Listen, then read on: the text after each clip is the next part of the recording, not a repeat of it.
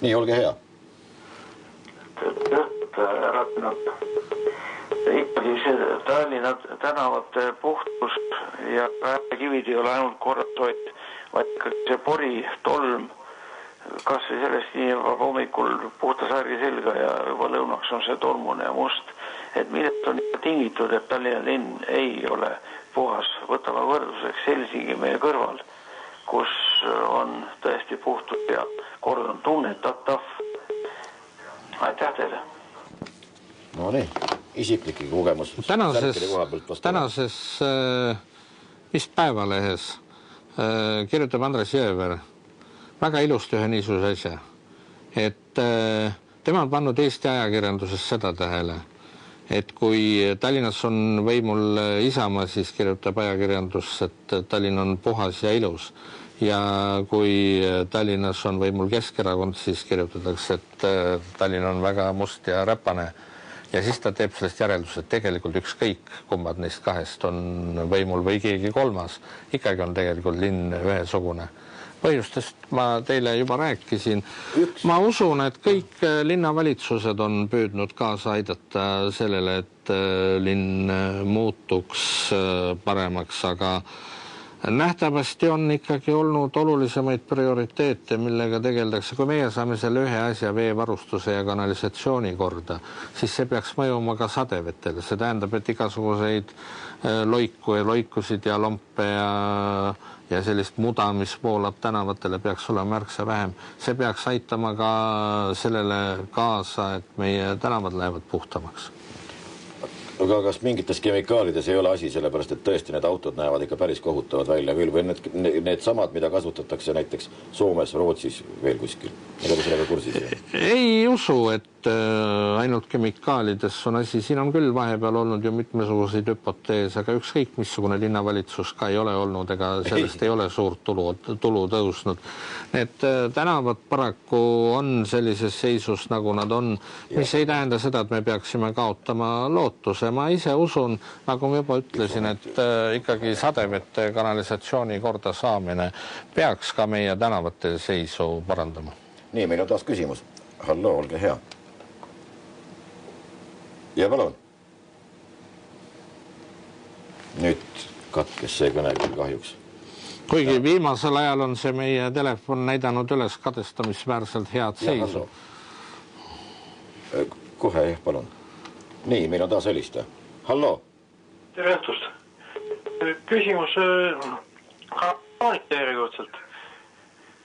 Te ütlesite, et tõite numbrites, et Nõmme peale 300 milli ja siis Merivälja peale veel ja Mähe 200 milli, 500 milli. Ma nimetasin Pirita linna osa. Nii et tegu on laiema piirkonnaga, jah?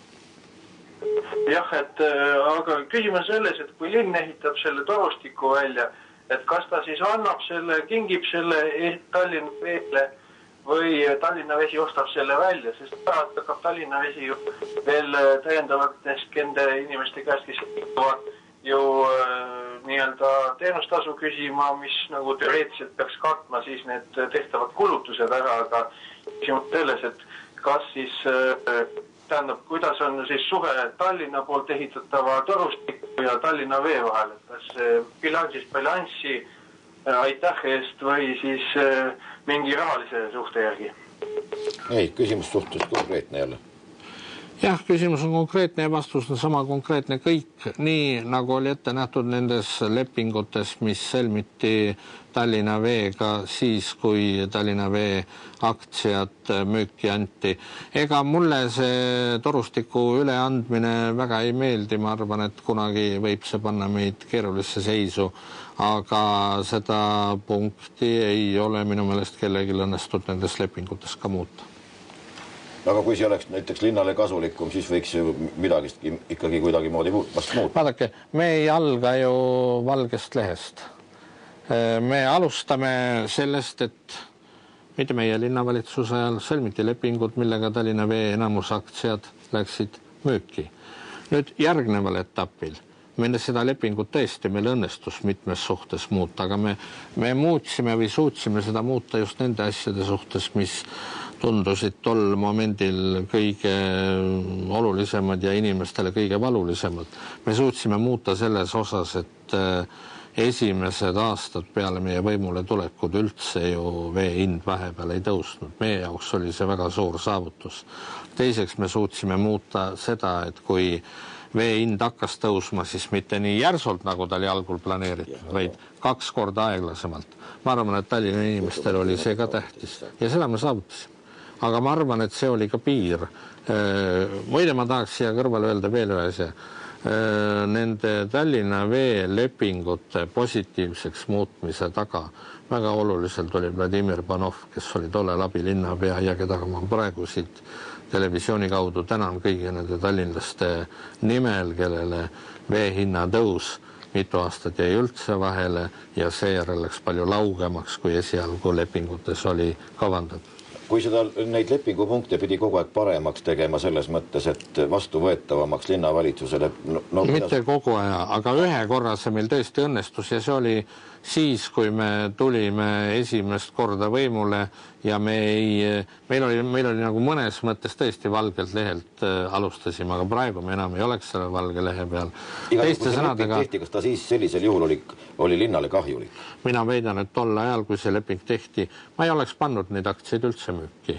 Ma arvan, et see oli igal juhul kahjulik ja ma ise usun seda, et kunagi, kui Tallinna linn on rikkam, kui ta praegu on, ta hakkab mõtlema ka sellele, kuidas Tallinna vee enamusaktsiaid tagasi osta. Et sisuliselt Tallinna vesi dikteerib linnale oma tingimused ja... No kahtlemata nii nagu igas aktsiaseltsis, kus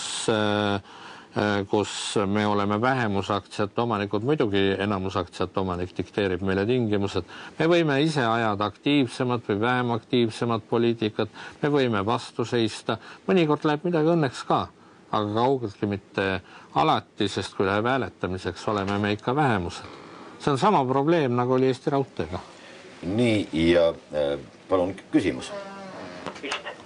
Oleks selline küsimus, et kuidas te hindate praeguseid Tallinna suhteid riigiga? Kas on kõvasti vastastikust õppimist? Nii, kuidas teile need suhted tunduvad? Ilmselt teate te neid üsna põhjalikult. Noh, vaadake, Tallinna linn on ju üks igavesti vana linn ja Eesti riik on väga noor riik. Tallinna linn on olnud 1000 aastat ja palju kauem veel, nii Eesti riik ju tähistab alles oma 90. sünnipäeva ja kahtlemata kõigil läheb küpsemiseks aega. Aga üldiselt ma ütleks nii, suhted riigipeaga on meil väga konstruktiivsed. Hiljuti olime temaga koos Kadrioru lossis ja arutasime ka päevapoliitikat. Homme ta tuleb meile külla Poska majja ja mul on au talle seda maja tutvustada. Nii et riigipeaga on meil päris head suhted ja ma ei ütleks, et siin oleks mingit õõrumist. Keerulisem on olukord muidugi peaministriga. Mina ei tea miks, aga ta püüab meile nagu väikeste asjadega kogu aeg ära teha.